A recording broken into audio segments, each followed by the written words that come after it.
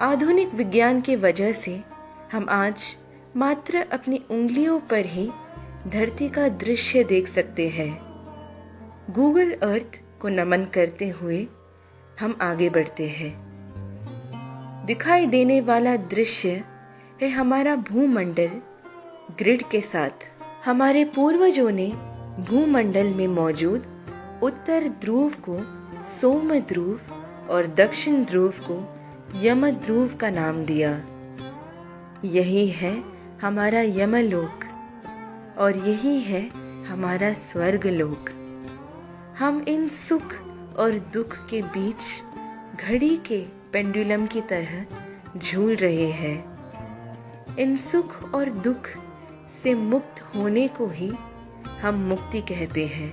हमें हमारे पूर्वजों का एस्ट्रोनॉमी यानी खगोल विज्ञान पता चलेगा।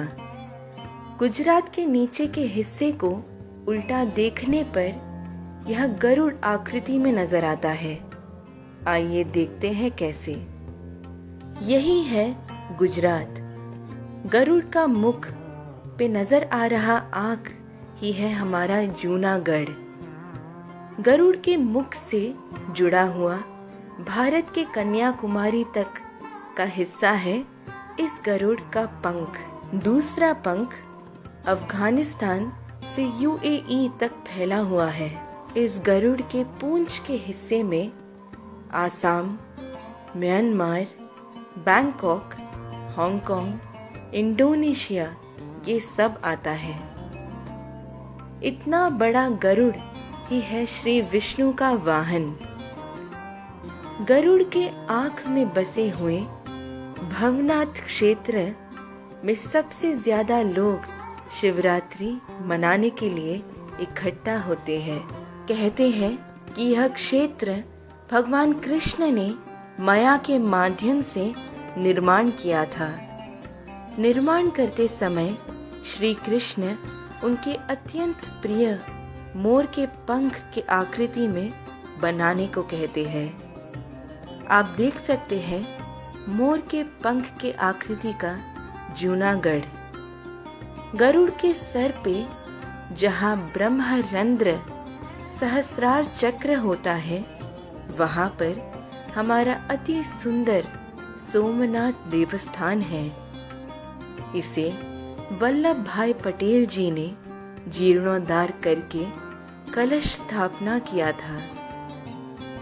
1000 साल पूर्व गजनी द्वारा नाश किया गया था यह क्षेत्र। 17 बार लूटे जाने पर भी ऐश्वर्यवान रहा सोमनाथ देवस्थान। इस देवस्थान में एक अद्भुत खगोल विज्ञान है। यहाँ पर एक बाण स्तंभ है। बाण स्तंभ में एक बाण की आकृति है जो दक्षिण ध्रुव की तरफ मुड़कर दक्षिण ध्रुव की ओर इशारा कर रही है और इसीलिए इसे बाण स्तंभ का नाम दिया गया है। इसकी विशेषता ये है कि इसका एरो जो दक्षिण की ओर मुड़ा है, उसका अर्थ है कि दक्षिण की ओर से उत्तर की ओर आने पर जो सबसे पहला तीर्थ क्षेत्र मिला वही बना सोमनाथ देवस्थान। आइए दक्षिण की ओर बढ़ते हैं। आप स्वयं ये देखकर आश्चर्यचकित हो जाओगे कि इस रेखा मार्ग में एक द्वीप भी रास्ते में नहीं आता है और ये सीधा दक्षिण ध्रुव को छूता है।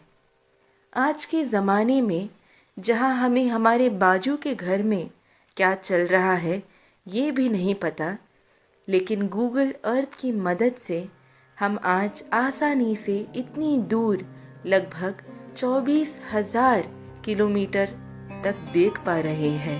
यही हमारे पूर्वजों के शक्ति का संकेत है। आर्यभट्टा और भास्कराचार्य जी कितने महाज्ञानी थे। इस वजह से ही हमारे सैटेलाइट्स को भी उनका ही नाम दिया गया है। हमारे पूर्वजों का मानना था कि मरने के पश्चात आत्मा पहले यमलोक जाता है, जहां निर्णय किया जाता है कि यदि वे स्वर्ग जाएंगे या नरक।